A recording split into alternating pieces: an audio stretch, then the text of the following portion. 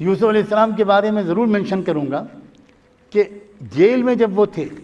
ایک بے گناہی کے باوجود آپ جانتے ہیں کہ ان کو جیل میں ڈال دیا گیا تھا، تقریباً 9 سال وہ جیل میں رہے۔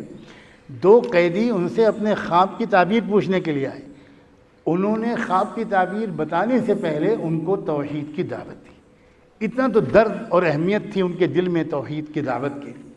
لیکن یہی یوسف علیہ السلام ہے، ان کو بادشاہ کے ساتھ 1 to 1 تنہائی میں ایک بہت اہم ملاقات کا موقع ملا۔ لمبا قصہ ہے، میں بہت شارٹ میں بیان کرتا ہوں کہ یوسف علیہ السلام پر چونکہ جیل میں ڈال دیے گئے تھے، اب بادشاہ نے خواب دیکھا بہت زمانے کے بعد، اور خواب کی تعبیر کوئی بتا نہیں پا رہا تھا۔ ان کے جتنے مہاراج اور پنڈت لوگ تھے وہ کوئی خواب کی تعبیر نہیں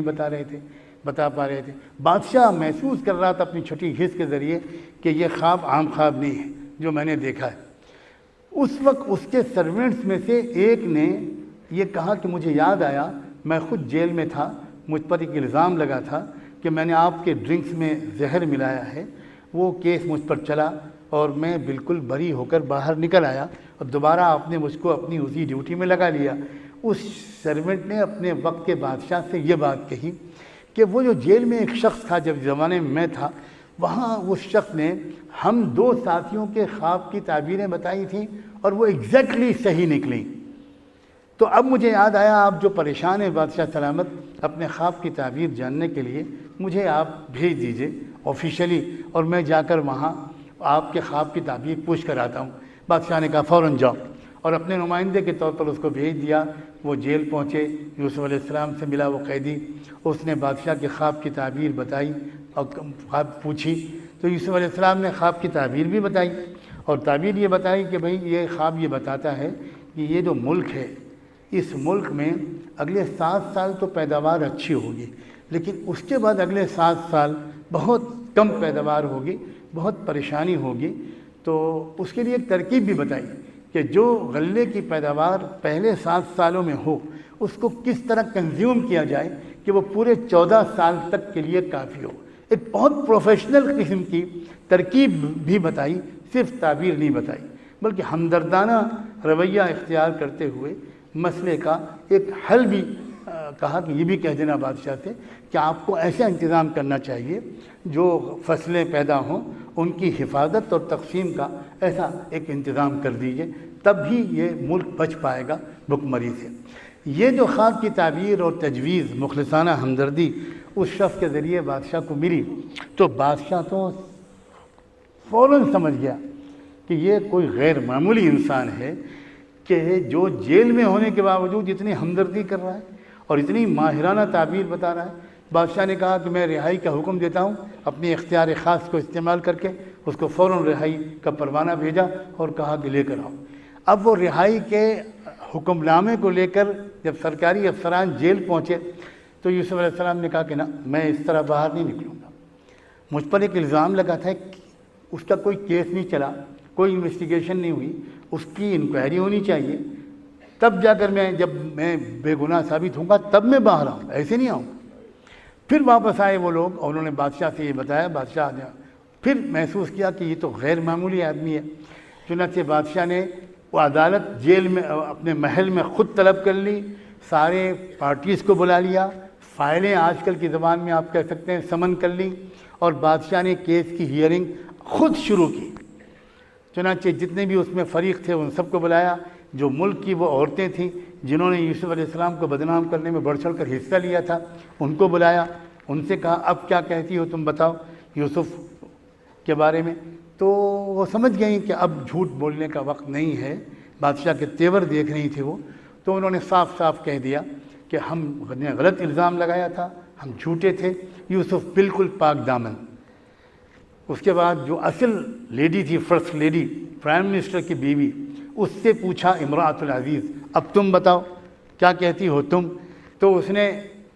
اس وقت وہ بھی مجبور ہو گئی اور اس نے کھل کر کہا الآن حصص الحق انا راودتہ عن نفسہ، کہ میں اب بالکل دودھ کا دودھ اور پانی کا پانی ہو چکا، بالکل سچائی واضح ہو چکی، میں نے یوسف کو بہکانے کی کوشش کی تھی، یوسف بالکل پاک دامن ہے، جرم مجرم میں تھی، یوسف نے۔ پھر آخر میں یوسف علیہ السلام کو موقع دیا گیا اب تم کیا کہتے ہو تم بتاؤ، تو یوسف علیہ السلام نے عجیب جملہ کہا، بہت سے مفسرین کی تشریح کے مطابق عرض کر رہا ہوں، ذَلِكَ لِيَعْلَمَ أَنِّي لَمْ أَخُنْهُ بِالْغَيْبِ وَأَنَّ اللَّهَ لَا يَهْدِي كَيْدَ الْخَائِنِينَ۔ یوسف نے پہلے تو یہ کہا کہ میں نے یہ جو کہا تھا کہ جب تک الزام کی تحقیق نہیں ہوگی میں جیل سے باہر نہیں آؤں گا، اس کا پیچھے میرا صرف اتنا مقصد تھا کہ یہ بات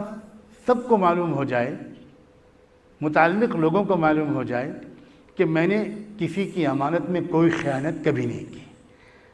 اور وَأَنَّ اللَّهَ لَا يَهْدِي كَيْدَ الْخَائِنِينَ، اور میں چاہتا تھا یہ پیغام بھی اچھی طرح عام ہو جائے کہ اللہ تعالیٰ جو جھوٹے سازشی لوگ ہوتے ہیں ان کے منصوبوں کو کامیاب نہیں ہونے دیتا، بالآخر وہ ناکام ہوتے ہیں۔ اور جہاں تک میرا سوال ہے، وَمَا أُبَرِّئُ نَفْسِي إِنَّ النَّفْسَ لَأَمَّارَةٌ بِالسُّوءِ، میں جو بچ گیا گناہ سے تو اس میں میرے تقوی کا میرا کمال نہیں ہے، یہ میرے رب کی شفقت ہے کہ اس نے مجھے بچا لیا، میرا کوئی کمال نہیں۔ یہ سارے مقدمے کی سماعت جب بادشاہ نے کی تو بادشاہ نے یہ آرڈر کیا کہ بالکل صاف ہو گئی بات، یوسف بالکل بے گناہ ہے۔ اب جو میں سنانا چاہتا تھا وہ یہ کہ اس کے بعد عدالت برخاست ہو گئی، بادشاہ اپنے کمرے خاص میں چلے گئے اور وہاں سے پیغام بھیجا کہ بھیجو میرے پاس ایتونی بہ استخلصہ لنفسی، اکیلے بلایا یوسف علیہ السلام۔ مفسرین نے ابن کثیر سے لے کر آج تک کے مفسرین نے متعدد سندوں سے ثابت کیا ہے، وہ پورا مکالمہ نقل کیا ہے جو تنہائی میں بادشاہ اور یوسف علیہ السلام کے درمیان ہوا۔ اس میں بادشاہ نے یہ کہا، میں تم کو پہچان گیا ہوں، تمہارے کیلیبر کو، تمہارے خلوص کو، تمہاری ہمدردی کو، تمہاری صلاحیت کو۔ اب میرا ملک بھکمری کے کگار پر ہے، کوئی بچا نہیں پائے گا، میرا ساری قوم اور اس کے آفیسر کرپٹ ہو چکے ہیں، تم سنبھالو حکومت، میں تم کو پورا اقتدار سونپتا ہوں۔ یہاں تک لکھا ہے روایات میں، ابن کثیر نے جو روایات نقل کی ہیں کہ بادشاہ نے یہ تک کہہ دیا کہ سکے پر میرا نام رہے گا لیکن اختیار اور پاور پورا تمہارا رہے گا، اب تم سنبھالو ملک کو۔ تو یوسف علیہ السلام نے جواب میں کہا کہ نہیں، میں پورا اقتدار لینے کے لیے ابھی تیار نہیں ہوں، ابھی آپ صرف جو منسٹری آف فوڈ ہے، جو وزارت غذا و خوراک ہے، جو کرائسس کا اس وقت شکار ہے، آپ مجھے وہ محکمہ دے دیجئے بس، اجعلنی علی خزائن الارض انی حفیظ علیم۔ اور اس لیے کہ میرے اندر دو صفات ہیں، میں ایکسپرٹ بھی ہوں اس کا غلے کی حفاظت اور تقسیم کا۔ علماء نے لکھا ہے اس لیے کہا انہوں نے یہ، ایک تو میں امانت دار اور دیانت دار ہوں، حفیظ اور علیم، یعنی میں ایکسپرٹ بھی ہوں، کیونکہ وہ خاندانی طور پر ایک کسان گھرانے کے فرد تھے۔ فلسطین آج بھی پورے کھیتی پر مبنی ہے، تو میں تو ایک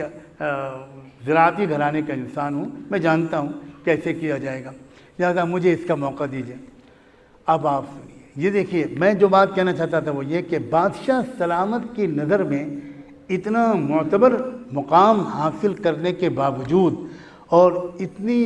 توجہ پانے کے باوجود اس وقت یوسف علیہ السلام نے بادشاہ کو اسلام کی دعوت نہیں دی، ایک لفظ نہیں کہا۔ یہ بہت بڑا $1,000,000 کویشچن ہے کہ وہ داعی جو جیل میں آئے ہوئے قیدیوں کو خواب کی تعبیر بتانے سے پہلے دعوت دے رہا ہے، وہ بادشاہ کو ہیڈ آف اسٹیٹ کو دعوت دینے میں دیر کر رہا ہے۔ کیوں؟ یہی حکمت دعوت ہے۔ یوسف علیہ السلام نے اس وقت خدا کی توفیق سے سمجھ لیا کہ اس وقت بادشاہ کا جو مین کنسرن ہے وہ اپنی قوم کو اس کرائسس سے بچانا ہے،